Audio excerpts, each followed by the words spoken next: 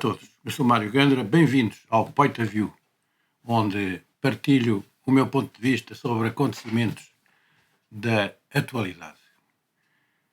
E para hoje queria partilhar convosco o seguinte: a maioria dos meios de comunicação de massas ocidentais, obedientes ao guia de marketing comunicacional dimanado do Pentágono, pouquíssimo ou mesmo nada tem mostrado sobre o avanço da construção de uma nova ordem internacional que está a estabelecer-se assumidamente contra a hegemonia norte-americana e a teimosia caduca do neocolonialismo do dito Ocidente coletivo.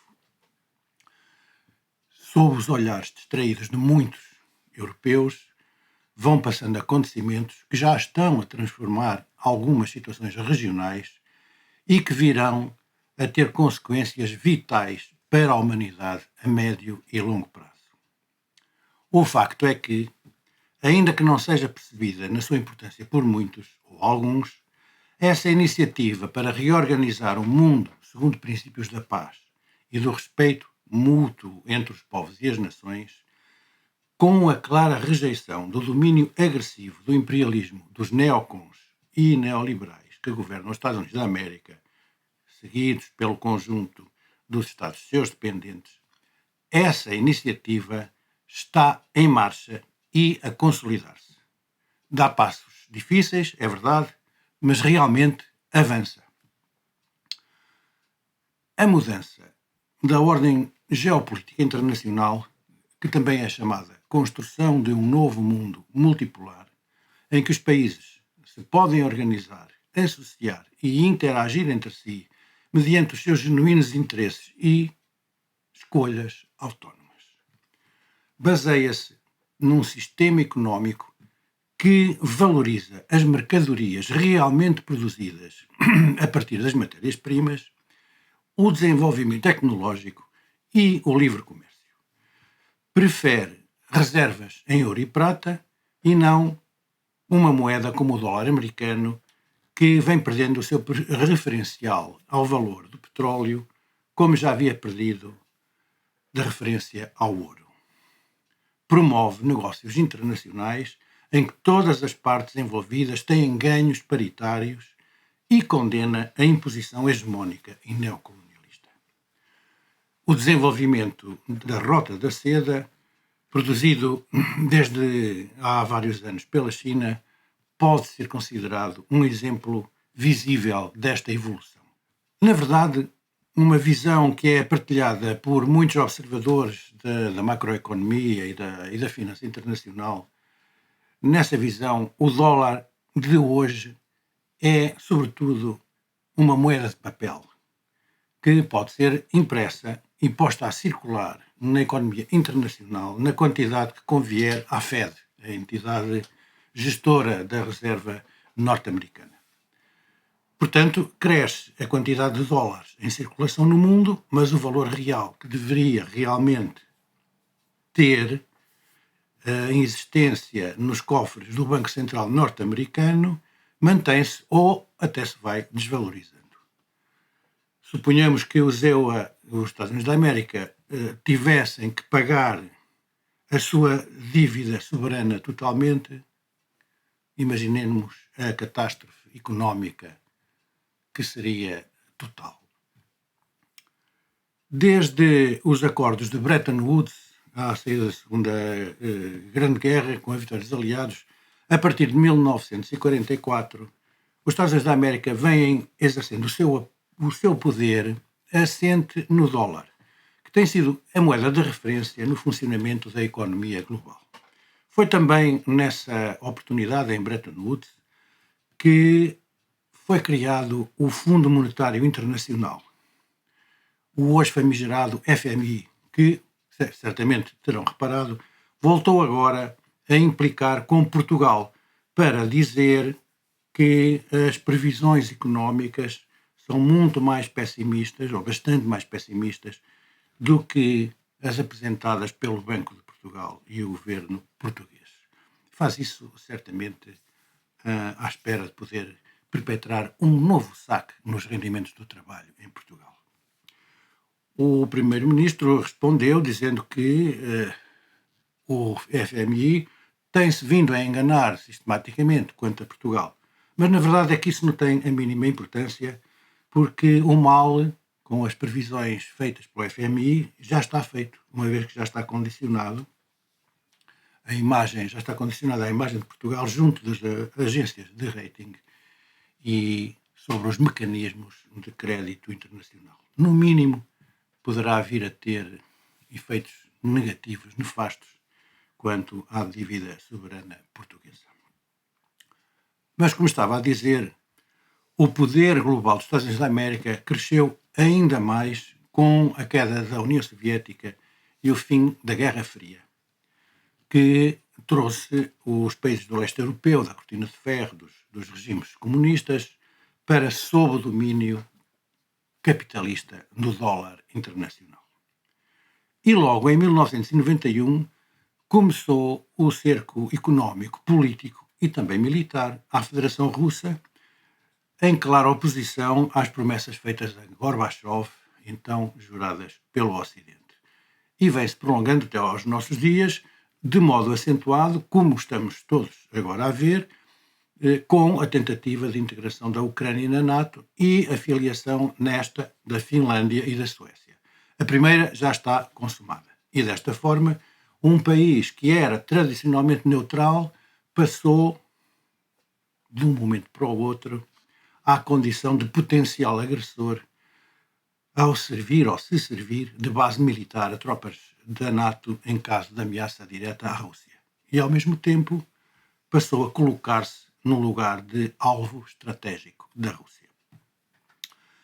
A situação de um único polo determinante na geopolítica mundial, ocupado por um poder hegemónico, que pode desenhar, segundo os seus próprios interesses e a seu bel prazer, a arquitetura económica e política dos países e das regiões, sobretudo quando tais desígnios não podem ser ou podem ser impostos pela força bruta, como tem sido, quando a aplicação da renovada consigna romana dividir para reinar já não seja suficiente, isto tornou-se, ao longo das últimas décadas, extremamente perigoso.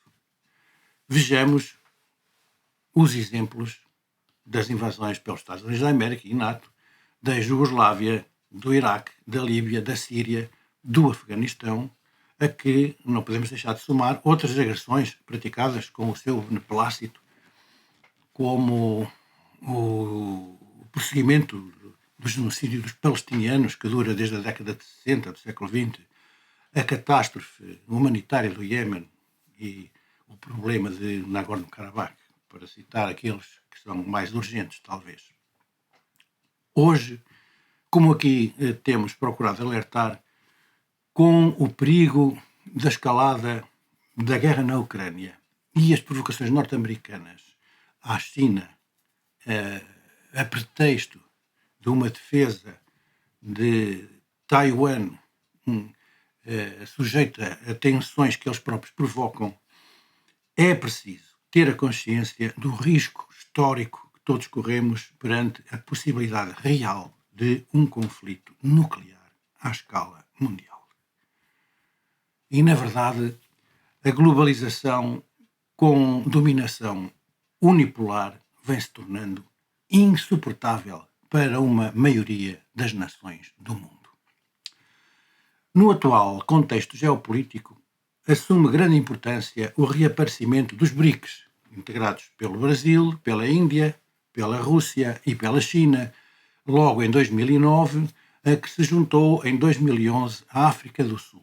Todos estes países considerados economias emergentes quando fazem esta união, que agora anunciam um alargamento, muito provavelmente ao Irão, à Arábia Saudita e à Argentina, e que está a atrair para a sua órbita vários outros países do chamado Sul Global.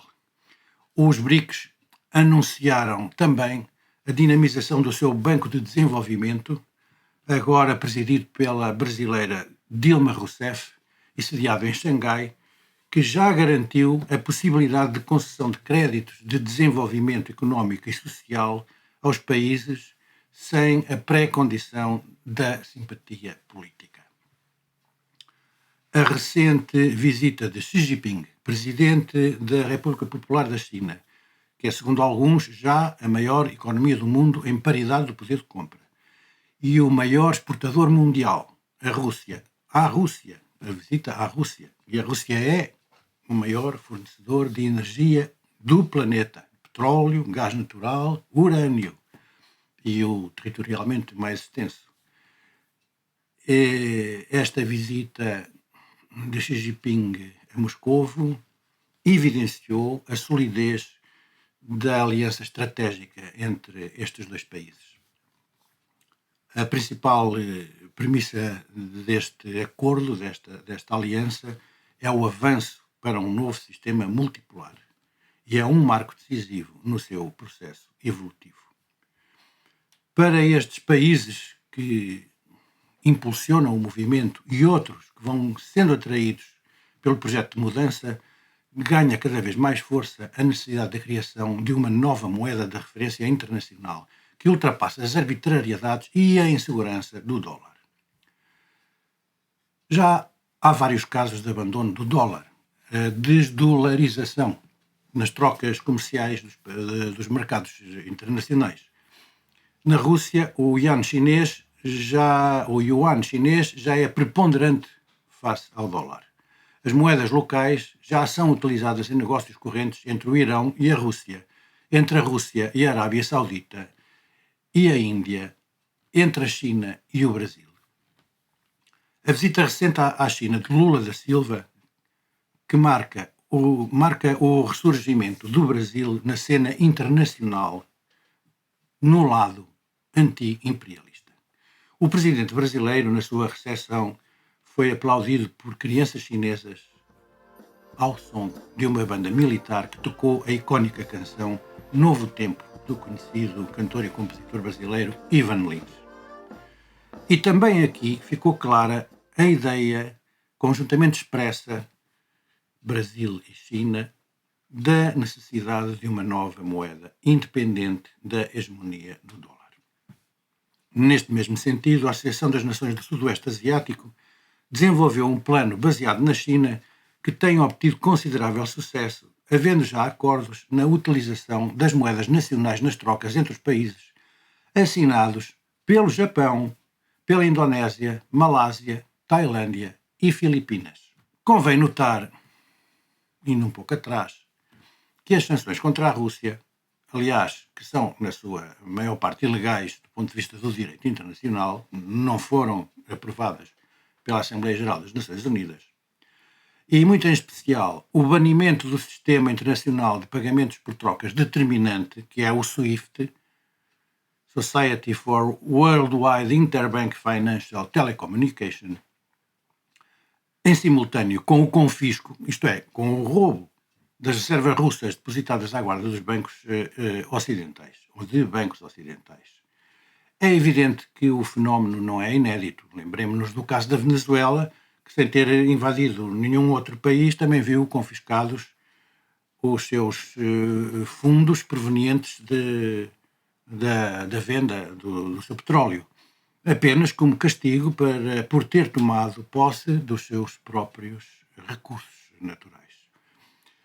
Esta manobra, além de desrespeitar todas as normas bancárias internacionais, é um ato de pirataria bancária que contraria no seu âmago, o próprio funcionamento habitual do capitalismo. É evidente que a Rússia não é a Venezuela. E o poder do dólar, tendo sido tão desastradamente dirigido, orientado, deu-se muito mal com este tiro no pé. A saída da Rússia do SWIFT constituiu, de facto, um passo decisivo para a degradação e a decadência rápida do poder económico absoluto do dólar. No quadro desta convergência China-Rússia, alargada a vários outros países, como já dissemos, está já constituído e a trabalhar um gabinete especializado para o estudo da criação da nova moeda alternativa, coordenado pelo economista russo Glaziev. Entretanto, têm sido dados passos muito positivos no sentido da paz e do desenvolvimento dos países, que normalmente também são calados ou desvalorizados pelos mídia ocidentais. Por exemplo, com o patrocínio da China, o Irão e a Arábia Saudita reataram relações suspensas desde 2016. Como primeira consequência visível, já há passos dados para o cessar-fogo no Iémen, que pode pôr fim a uma guerra que dura desde 2015 e que tem sido responsável por uma das maiores catástrofes humanitárias da atualidade, que também tem sido silenciada inexplicavelmente, ou talvez não, pelos grandes meios de comunicação ocidentais.